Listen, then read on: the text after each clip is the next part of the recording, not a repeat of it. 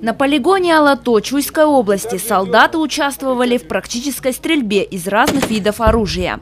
Кроме этого, бойцы спецподразделения осуществили высадку малого десанта с вертолета. Нет предела совершенства и мастерства, поэтому тренировка, нет до конца обученного солдата.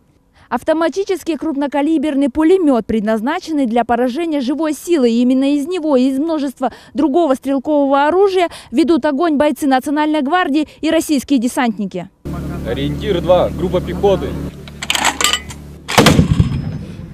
Потом в воздух был запущен беспилотный летательный аппарат «Элерон-3».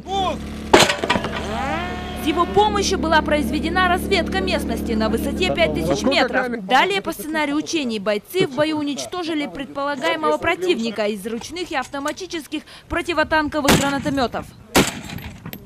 Мастерство и боевые навыки кыргызских солдат оценил опытный военачальник, генерал-лейтенант российской армии Евгений Устинов. Никогда российский и киргизский солдат не будут смотреть друг на друга через прицел. И не будут стоять по разные стороны баррикад. У нас есть что защищать совместно, есть чем защищать. И мы это однозначно умеем делать, и вы тоже убедились в этом. А в день празднования вооруженных сил Кыргызстана 29 мая представители двух стран сменят военную экипировку на спортивную и будут участвовать в соревнованиях по мини-футболу, волейболу и армрестлингу. Эльвира Сатыбекова, Миндер Джамбиишев, Общественный первый канал.